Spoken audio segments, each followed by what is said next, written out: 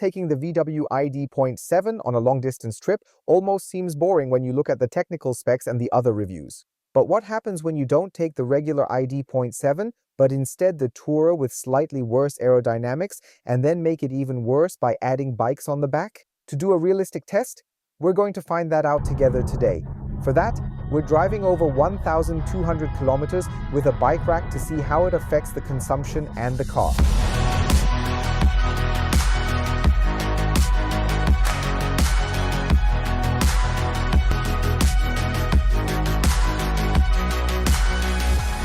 And with that, hey and welcome to this new video here with Jonas, and welcome to the long distance test of the VW ID.7 Tourer Pro S with bike racks on the back. I'm currently on my way to the driving event for the Mazda 6e. The video is already online, sort of a competitor to this one, even though it doesn't exist as a Tourer yet. And I want to find out how the bike racks truly affect its overall performance. We already covered this recently in the video, specifically with the G9, where I also loaded the bikes on the back to find out the difference in consumption, and it was relatively minimal because the car mostly covered the bikes.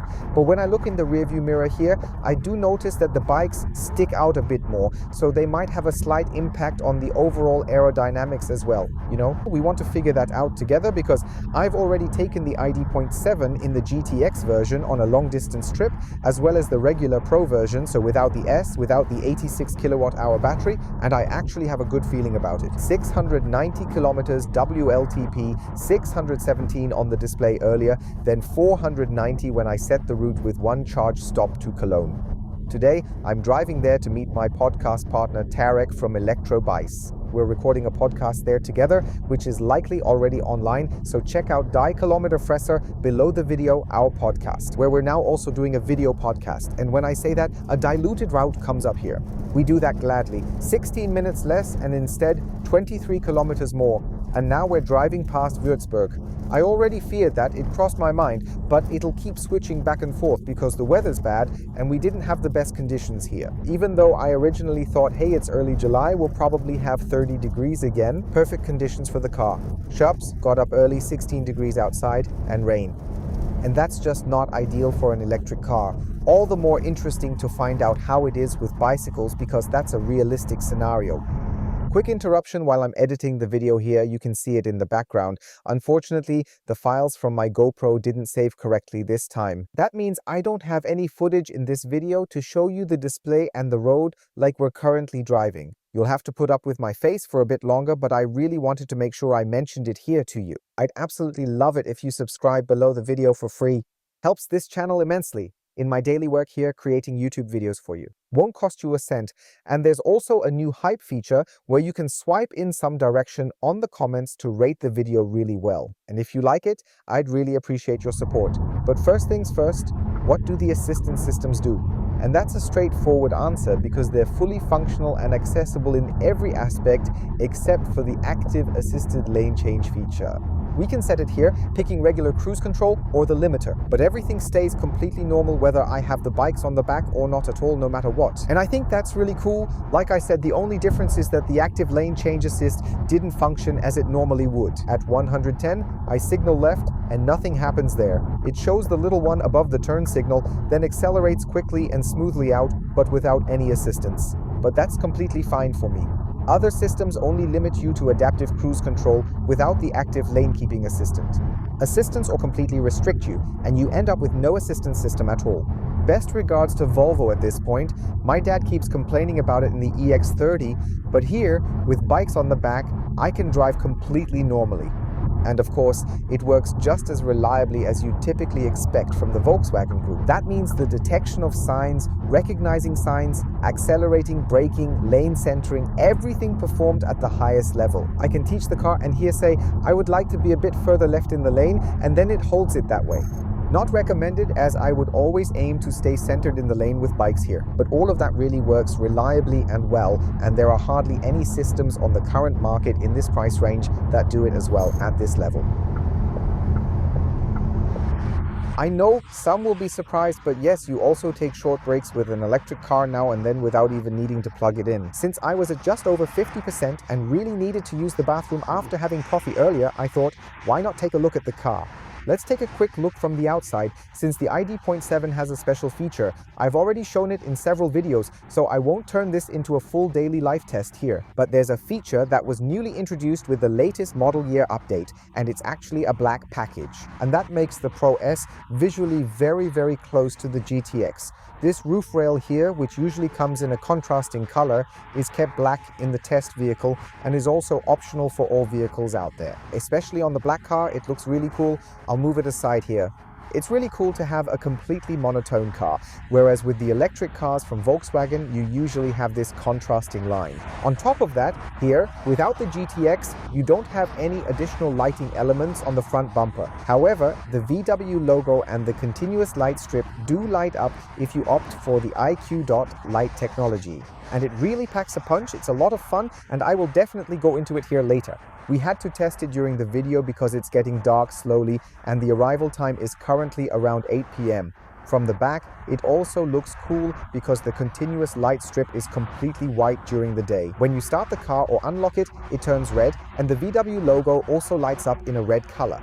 And then the bike racks are sticking out slightly further at the rear end. And the bikes, this isn't paid advertising by the way, but they're from Sushi Bikes.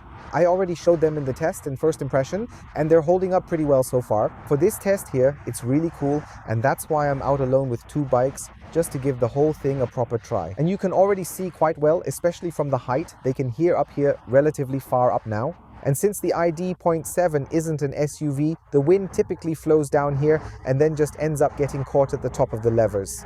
What that means for the consumption, we'll get into that later. Right now, I'm still doing pretty well, and I originally hoped I'd make it all the way to Cologne without needing to charge. I've since let go of that idea. A few kilometers later, the car has now taken me off the highway, and it's actually doing a really good job because there's an accident ahead of me. Typing in and then continuing to Munich, up ahead, there's an accident along the highway, and it doesn't make sense to stay on it because apparently the traffic jam is getting longer. Then a suggestion pops up directly in the infotainment. A better route is available. You click on it and the car takes over very, very quickly. And you can also pull up the route again to get a better sense of how much time I'm actually saving or not, which is helpful. Currently, I'm still on schedule. It's getting pushed back a bit because of the accident here and then also due to an adjusted route. But we can use this moment right now to take a look at the interior space here, and I really find it quite pleasant. No matter how often we were driving the ID.7, the clear AR head-up, which places all the key information directly on the road, this small additional info display for those who just can't get along with a head-up, and this large 15-inch multimedia screen in the center where everything is really fast by now, reliable and smooth, at least at a level where I feel it's worth it for a car or that it's perfectly sufficient for a vehicle, and honestly, that's genuinely outstanding to me here. So I can download various apps here, I could use Spotify natively right on it, and now I can even play via Air Console, so the possibility here to play with multiple participants in the car using a smartphone. Playing games, all of that works directly on here, and it's actually pretty well done. On top of that, you've got what are probably the best seats in this segment. It's no coincidence they've been awarded by the Healthy Back campaign. They got that label for a reason. But these ergo-active seats here, these seats really have it all. They feature a really comfortable pressure point massage that targets the back in different modes and intensity levels. And on top of that, you've got seat ventilation here. And also seat heating, which as you can see, you can turn on at the same time. I'll skip that for now though, because it's not really that cold or warm. They also have the feature that, for instance, you can use them to dry off your back in here whenever needed. So here you select the function, and then an intelligent mix between heating and cooling is chosen. All this works super reliably in the car, or also here with the automatic seat ventilation. And the climate control operates entirely through the display and the actuators. But they're not just a gimmick, no, they can also serve a function. And specifically, when I precondition the car using the phone or a timer, I can let the air circulate inside here, so the warm air actually gets well mixed and replaced by cold air. And it actually works really well here. The preconditioning is noticeably faster than in most other vehicles. Those are clever little features that really show how a starter motor can make sense, even if people often ask why you'd need it. When it takes over a function, I think that's really cool. However, there's still only the drive position and the B position to adjust the recuperation. But there is the automatic recuperation, meaning the car brakes when approaching traffic ahead, and that's naturally best for long distances because it smoothly incorporates a lot of coasting maneuvers, not just decelerating or accelerating, so the car intelligently decides everything on its own, when it makes the most sense to recover energy or use the built-up energy to keep moving forward smoothly and efficiently. Back on the highway after a pretty lengthy detour, I'm genuinely impressed by the assistance systems, especially in rainy conditions here. I haven't had it in a while, the weather was nice, and I hadn't been driving on the rainy highway for quite some time. But what the Volkswagen is doing here is really good: lane guidance, lane centering, distances to other road users. Exactly like on dry pavement, and also the topic it just threw at me, that there's a 120 at the trade fair and it's displayed confidently, accurately and clearly as well. And not if I were driving on dry pavement, so it actually makes a distinction there. It made the distinction, which was really cool. At 120, despite the fog and mist, it recognized and accelerated up to 130. And that's the only criticism, because the car always accelerates to 130 after a cancellation sign. If I was driving at 120 with the cruise control set and a 120 zone gets cancelled, the car automatically speeds up all the way to 130 kilometers per hour. It'd be pretty cool to set it to stay close to the reference value, like driving at 130, or to have the previously set maximum speed. A little feature, which could be a helpful feature for drivers who otherwise find themselves repeatedly needing to slow down.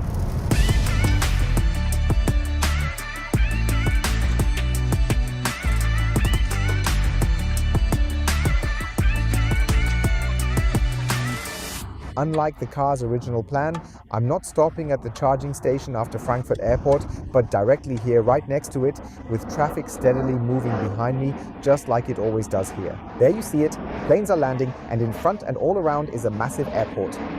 I think it's fascinating that Allegro, EW Ego's charging partner, set up these chargers here mainly to provide the taxis back there with a place to charge.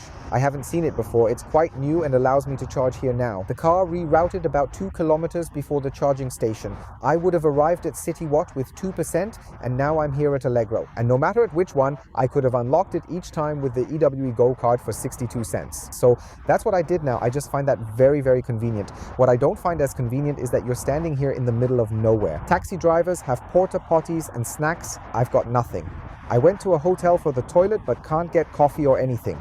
And that's just the nice thing about EWE Go, that you're always parked near McDonald's, and I don't want to push it too much here or frame it perfectly like I just came out of there, that it's that bad. I just see it as an example of how handy it is to have a charging provider at smart locations can be, is where you actually have infrastructure around the clock.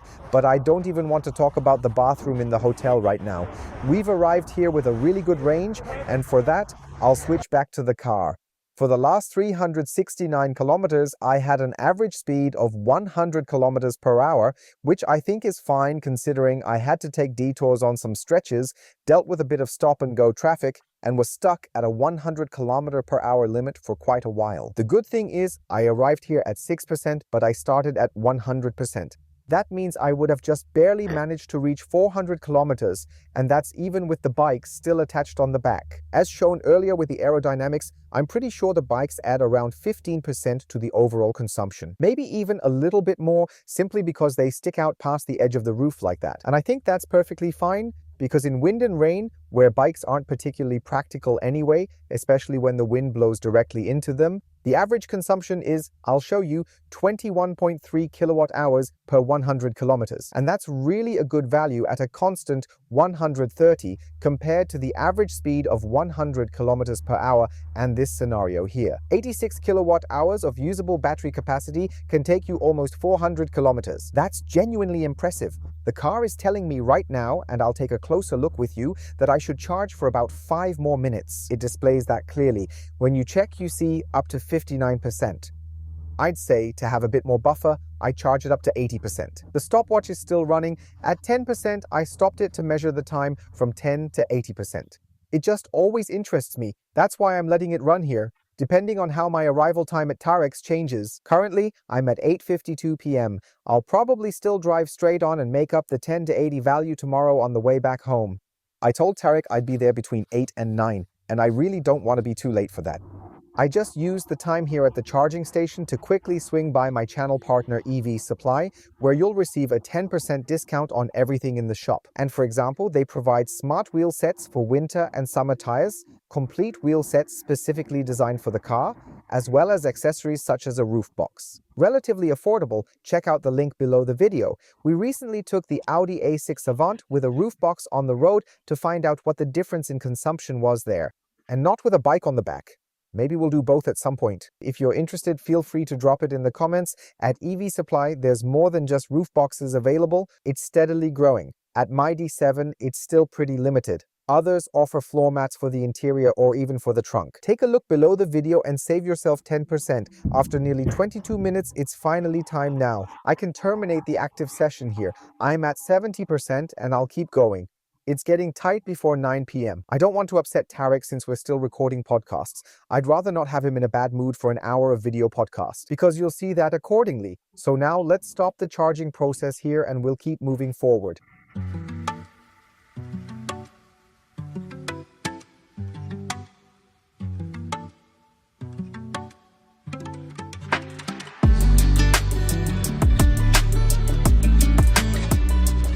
Meanwhile, the car's navigation system shows I'm at just over 20%.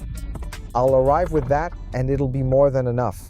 I just need to head to the hotel after our podcast recording, but if it's really necessary, I'll stop at a charger somewhere on the way. I also need to call again to check if they have a charger or not. Sometimes you just head there and hope for the best. But if I arrive with just 3% battery, I really don't feel like it at all, so I'll now head onto the highway, driving at a normal speed and with normal energy consumption, hopefully. I can't really mess around with the speed too much anyway, because with the bike rack on the back, you're technically legally limited to 130 kilometers per hour, even though you sometimes see completely different things on the highway.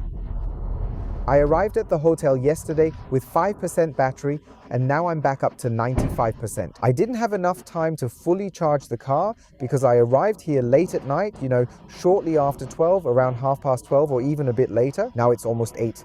I'm heading to Mazda, but at least the car's nearly fully charged. Let's see, maybe I can plug it in to head home with 100%. But what was interesting yesterday was how I got the charging cable out because it was in the underfloor of the trunk. I drove up to the charging station pretty confident of success and didn't consider that I had to push the bikes back down from the rack to get access to the trunk. So I climbed through the second row of seats to get to the back. It was a bit of an adventure, but in the end, it worked out just fine. Frank would have done pretty well in that spot. Completed at Mazda D96E, powered down, which is surprisingly close to the ID.7, but comes with a €10,000 lower price tag. The video was online, so I linked it up there. I hope I remembered this time. There has been quite a bit of criticism in the past few weeks. To avoid more criticism, I'll just drive home now, and since there's not much more to tell, I'll skip directly to the charging stop. The weather has improved. I'm now at 85% after a fairly good overnight charge, though I did lose quite a bit of that on the drive here.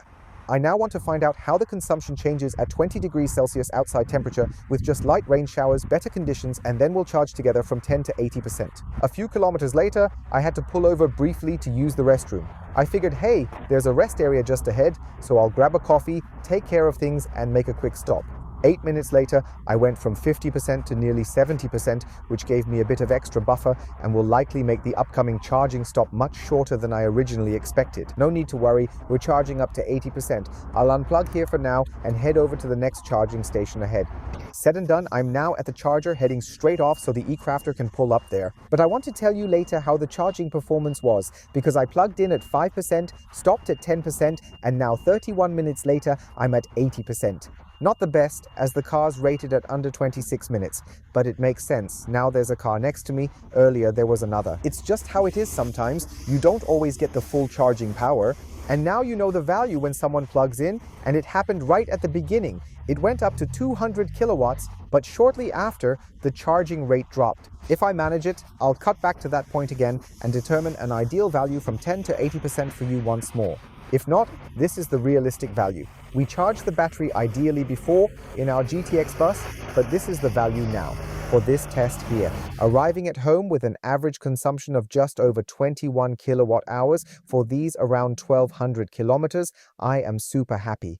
The car actually proved itself to be really good. It was a lot of fun, and the bike rack didn't make much of a difference at all. I'd estimate it's around 10 to 15% more consumption, simply based on the experience we've already gathered with the ID.7. What was exciting today was the drive from the event at Mazda to the first or then the second charging station, as I only used up 20 kilowatt hours for the entire journey. At around 20 degrees outside temperature, hardly any rain and sunshine, that's when you really see how well this car can drive. But I'm super happy that you covered both aspects in this video, so not just charging and driving in bad weather, but also in the summer. And that way, you truly get a solid impression of what it's like when you're out with the bike racks and how efficient yet still powerful and reliable the car actually is. I'm really curious to hear what you think. Share your thoughts in the comments. Also, tell me what you think of the format. If you like it, maybe we'll do it again with a different electric car.